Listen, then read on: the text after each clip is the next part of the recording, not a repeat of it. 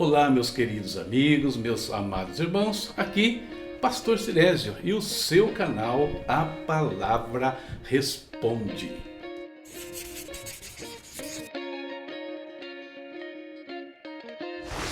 E hoje é dia de nós respondermos perguntas e dúvidas que vocês nos enviam regularmente. Temos perguntas aí, eu acredito que vai edificar a sua vida, como alguns têm declarado, como alguns têm compartilhado até. Antes, porém, eu queria falar com vocês sobre o meu portal, A Palavra Responde. Nesse portal eu disponibilizo alguns serviços para vocês: pedido de oração, sala pastoral virtual, consultas teológicas e outras coisas mais. E em breve, inclusive, cursos, estarão à disposição de todos aí neste portal. E lá você vai encontrar também a minha loja virtual, onde eu disponibilizo 24 títulos digitais. 24 livros que eu tenho produzido ao longo do meu ministério e que você está vendo aqui, as capas dele passando rapidamente, mas para ver com detalhes, apalabraresponde.com.br. Ok? Esse é o recadinho que eu queria dar para vocês nesse início de prosa. Equipe, como é que nós estamos? Chamadinha, Sara, presente? Oi, presente. Silvana? Opa, nós estamos... Lucas? Presente, ontem esqueci o nome. Oh, meu Deus, Eu achei que ele perguntou tudo bem, eu falo tudo bem, mas ele falou presente. Maravilha, Tá todo mundo aqui então, estamos prontos para responder algumas questões. Quem nos manda a pergunta hoje é? É o Jason Santos. Jason Santos, Esses dias respondeu a pergunta dele aqui, deixa eu me lembrar qual foi. Sim, se Jesus cumpriu a lei dos homens ou a lei do Antigo Testamento. Está lá no nosso canal, inclusive, já essa resposta. E o que o Jason pergunta hoje? Ele perguntou, somos predestinados? Meu Deus, somos predestinados? Essa pergunta é bastante complexa. Bom, vamos lá, vamos falar então sobre a questão de predestinação versus livre-arbítrio, porque essa é a questão por trás da pergunta do Geis, afinal de contas. Bom, queridos, para falar de predestinação, livre-arbítrio, para responder essa questão, somos predestinados, vamos primeiro contextualizar a situação. Primeiro, é uma polêmica antiga, e os principais personagens envolvidos nessa polêmica são dois. O primeiro é John Calvino, e um teólogo francês que viveu de 1509 a 1564. E dele então vem esse pensamento calvinista. O segundo personagem é Jacobus Arminius, teólogo holandês, que viveu entre 1560 e 1509. E dele então veio o arminianismo. São duas correntes que têm dominado alguns pensamentos teológicos ao longo destes séculos.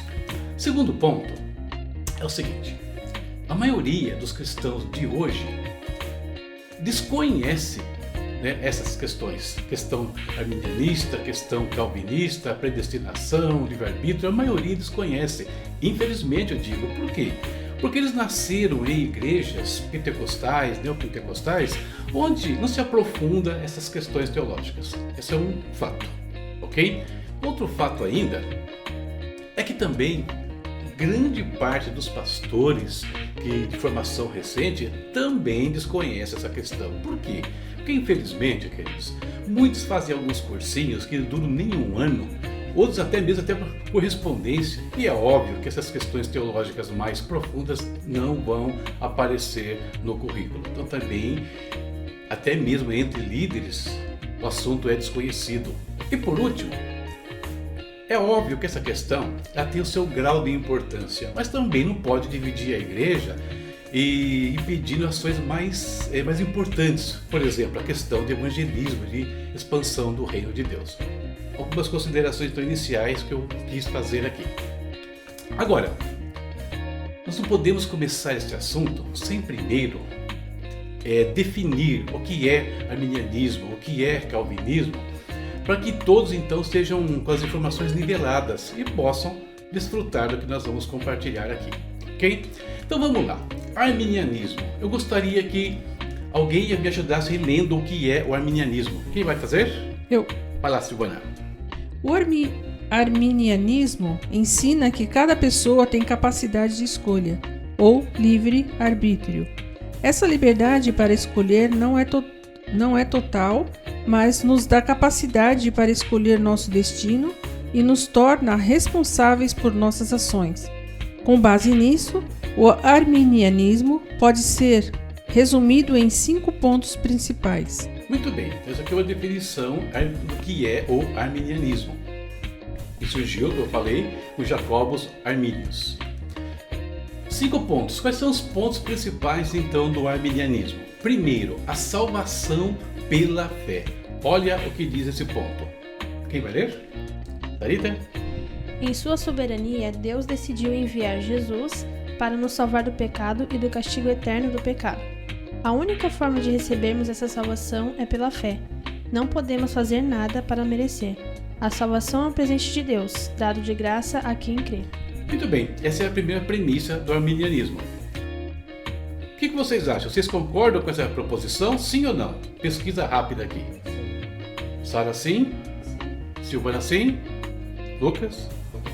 Ok, então temos 3 votos a 0 aqui, concordando com essa proposição. O segundo ponto, eu vou ler. Expiação total. A morte de Jesus na cruz foi suficiente para salvar toda a humanidade. Graças a ele, todos podem ter seus pecados perdoados. 1 João 2, 1 e 2. Deus quer que todos sejam salvos. No entanto, somente aqueles que creem em Jesus recebem o perdão dos pecados e a salvação. Nesse ponto, todos concordam com o arminianismo? Deus quer que todos sejam salvos. Ok? Concorda ou não? Sim ou não? Sim, sim. Beleza. O terceiro ponto, né, é a depravação total. Silvana, lê pra gente, por favor. Sozinho nada podemos fazer para nos salvarmos. Tudo o que fazemos está manchado pelo pecado e não somos capazes de fazer nada perfeitamente bom. Sem Deus, estamos todos condenados.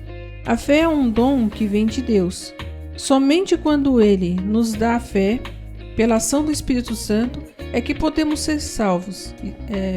Sugestão de leitura é Efésios 2, 8 a 9. A salvação vem toda de Deus. Concordam com esse ponto? Sim? Ok. 4, eu leio. Graça irresistível. Precisamos da graça de Deus para termos fé e sermos salvos. No entanto, Deus ainda nos dá a capacidade para escolher. Se quisermos, podemos resistir ao Espírito Santo, rejeitando o seu chamado e a fé que nos oferece. Hebreus 3, do 12 ao 15. Sozinhos não podemos fazer nada para alcançar a salvação, mas podemos rejeitar a salvação se realmente queremos. O que vocês acham desse ponto? Concorda, Sara? Agora tudo bem? Quinto, quem lê? Sara? Garantia de salvação questionável. O arminianismo questiona o ensino que um cristão não pode perder a salvação. Algumas passagens da Bíblia parecem sugerir que é possível perder a salvação, dizendo que é preciso perseverar na fé até o fim. Mateus 10, 22 é sugestão de leitura. Por isso, alguns arminianos afirmam que é possível perder a salvação, enquanto que outros deixam a questão em aberto, não tomando nenhuma posição categórica. E aí, podemos ou não perder a salvação? Sim ou não? Sim? Lucas? Ok, então aqui não tem ninguém em aberto, né? Para nós aqui a posição é sim. Ok, então isso foi o arminianismo e os 5 pontos, né, que o definem. Agora, nós vamos ler aqui para vocês a definição do calvinismo, tá? Eu vou ler aqui com vocês. O ensinamento principal do calvinismo é que Deus é soberano sobre tudo. Ele está no controle de todas as coisas e nada acontece se não for sua vontade. Baseado nesse princípio, os calvinistas defendem 5 pontos principais. Quem leu primeiro para mim, que é a depravação total? Todos pecamos e estamos poluídos pelo pecado. Por causa do pecado, tudo ficou corrompido e nos tornamos escravos do pecado. Sozinhos não temos capacidade para mudar e nos purificar totalmente do pecado. Romanos 7, 18, 20. No calvinismo, depravação total significa que estamos manchados pelo pecado e não há nada que podemos fazer para reparar o dano. Sobre esse ponto, vocês concordam ou discordam? Alguma observação? Apesar de realmente, por nós mesmos, a gente não consegue. Errado ele não está na afirmação. Beleza. Vamos ao segundo ponto. eleição incondicional. Silvana, você pode ler, por favor? Ok, eu não sei quem vai ler agora. Sou eu. Sara, então lê, Sara, por favor. Deus já escolheu, elegeu, quem será salvo. Ele predestinou alguns para receberem a salvação de Jesus, dando-lhes a fé que precisam para que isso aconteça. A escolha de Deus não depende das obras nem do caráter da pessoa. Efésios 2, do 8 ao 10. Deus dá a salvação de graça a quem Ele quiser, sem exigir condições. Sobre esse ponto? Discorda? Silvana? Não concorda muito não. Ok. Vamos ao terceiro ponto. Expiação limitada. Jesus morreu, preste atenção, para que todos aqueles que crerem sejam salvos. João 3,16. A sua morte não salva aqueles que não se arrependem. Apenas os eleitos são salvos pelo sacrifício de Jesus. O que vocês acham? Não, porque realmente a morte dele não vai salvar quem não se arrepende. Certo. Mas não significa que não seja disposto à salvação, entendeu? Se você entender meu ponto. Entendi. Então aqui é uma dúvida no 3, certo? 4. Graça irresistível. Este eu vou ler. Basicamente, aqueles que foram escolhidos por Deus serão salvos. Quando Deus chama um dos eleitos, este não irá rejeitar o chamado e será salvo. A conversão não é simplesmente a escolha da pessoa, é o resultado do chamado poderoso de Deus, que não pode ser resistido. Quem não aceita a mensagem da salvação, não recebeu a graça de Deus, que sempre resulta em conversão.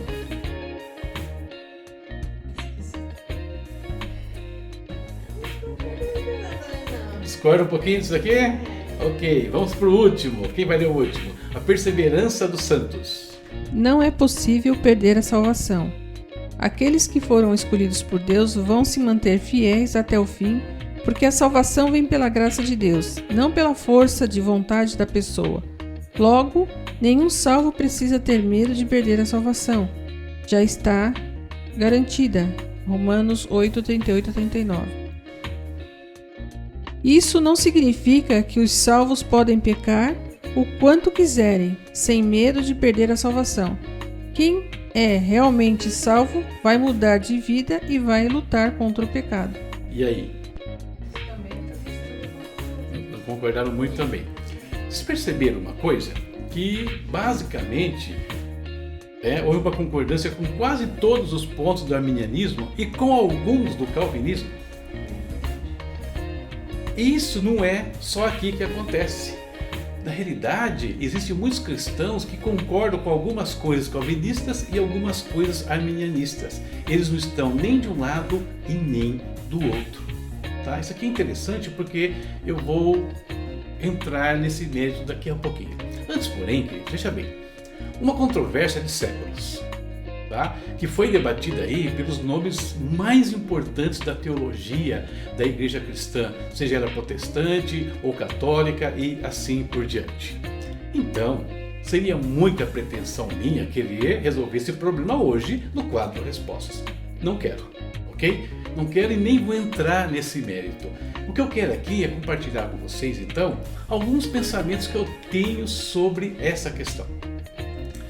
O que eu vejo hoje dessa questão, arminianismo e calvinismo, é que fica um grupo de cada lado, né, vamos dizer assim, entrincheirados, e dali cada um atirando no outro, tá? Defendendo o seu ponto de vista e tentando desconstruir os argumentos do seu adversário.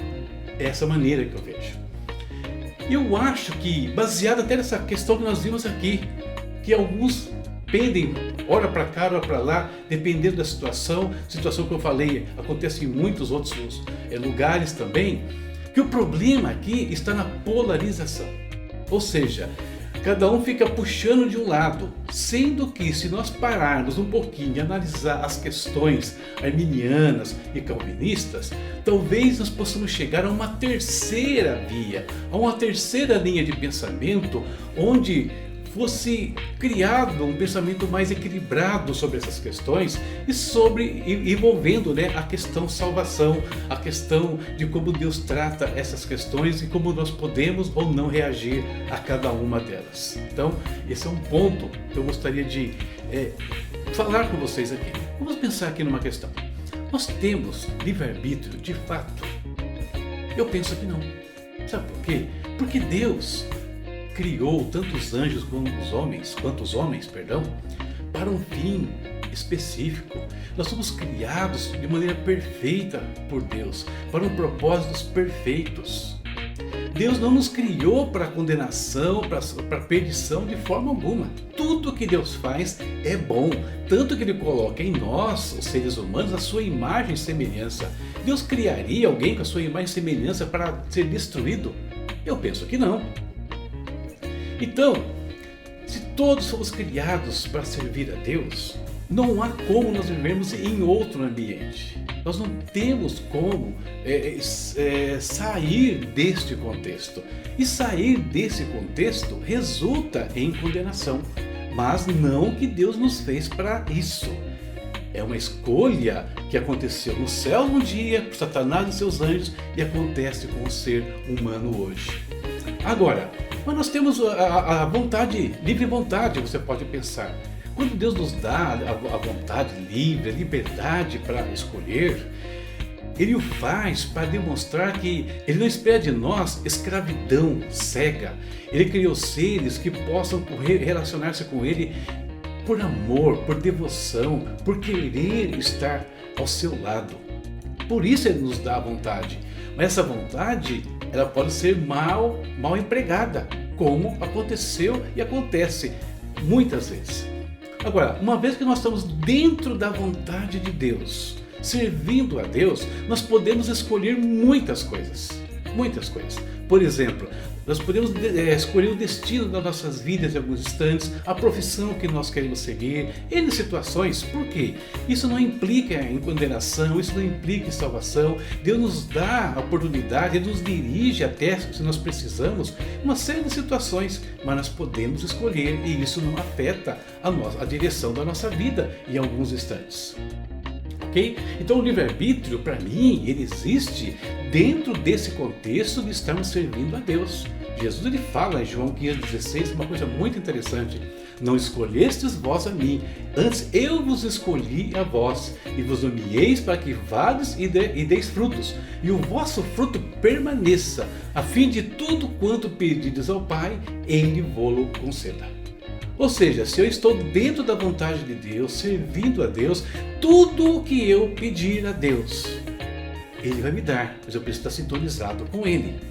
Então o livre-arbítrio, para mim, ele é, de certa forma, limitado. Não é da forma como alguns pensam, que eu posso escolher e está tudo bem. Não está tudo bem. Porque se eu escolher não servir a Deus, eu estou condenado. Então eu não tenho essa liberdade. E eu não estou aqui reclamando dessa liberdade, entenda bem.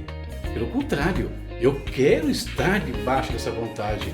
Todo ser humano sensato deveria querer, desejar estar debaixo dessa vontade. Por quê? Porque é um lugar perfeito para nós vivermos. É onde nós temos paz absoluta, paz plena, não dependemos de nenhum tipo de subterfúgio desse mundo. As coisas que o ser humano busca nesse mundo é porque ele está fora desse contexto. Esse contexto da presença de Deus. Então essa é uma questão. E a predestinação? Eu discordo totalmente dela? Não discordo. Sabe por quê? Vou explicar o porquê. Veja, por exemplo, o que Deus fala com o profeta Jeremias, capítulo 1, no verso 5. Antes de formá-lo no ventre, eu o escolhi. Antes de você nascer, eu o separei e o designei profeta às nações. Veja que ele escolheu Jeremias, antes do nascimento dele, ainda no ventre. É bem interessante isso. E ele fala uma coisa semelhante para o apóstolo Paulo em Gálatas. Olha só.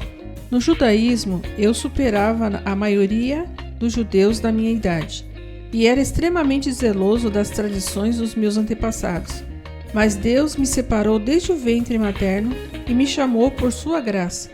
Quando lhe agradou revelar o seu Filho em mim, para que eu o anunciasse entre os gentios, não consultei pessoa alguma. Então olha só, o apóstolo Paulo também fala a mesma coisa que Jeremias, que Deus o escolheu antes do seu nascimento, quando ele ainda estava no ventre da sua mãe. Então se nós formos olhar, e tem outros exemplos que eu poderia citar aqui, isso é uma forma de predestinação. Para a salvação? Não. Por uma questão ministerial. Então eles foram separados por Deus desde a sua meninice. Podemos pegar um outro exemplo de Samuel, por exemplo, no caso lá de 1 Samuel, que fala sobre isso também. Então, a predestinação, me parece que ela existe sim em alguns contextos ministeriais somente, mas não pensando em salvação, muito menos em condenação. Então só, vamos resumir os pensamentos. Eu entendo que exista um terceiro caminho. E nesse caminho nós precisamos repensar o que realmente é o livre-arbítrio. Repensar o que é predestinação. E aí nós teremos uma terceira via, um pensamento mais equilibrado para tratar estas questões. Tá? Então, como eu falei, é uma questão polêmica, eu poderia falar em 1 milhão de versículos bíblicos aqui, não, mas eu prefiro só discutir isso aqui de maneira assim, superficial e propondo até mais discussão sobre isso, onde nós vamos então largar os nossos pensamentos, abrir mão de alguns conceitos e até pedindo a Deus que nos ajude a construir um terceiro pensamento, um outro pensamento que de repente seja uma resposta para todos e não para esse ou para aquele grupo, ok? Algum comentário de vocês aqui sobre a questão? É uma questão difícil, né? Então, ouça aí, manda a sua opinião também. Calvinismo ou arminianismo, ou também uma terceira via seria a sua proposta. Deus abençoe a todos. Não se esqueça de curtir aí o nosso vídeo, se você gostou, é claro. Inscrever-se no nosso canal, ativar as notificações e compartilhar com os seus amigos. Deus abençoe a todos e até a próxima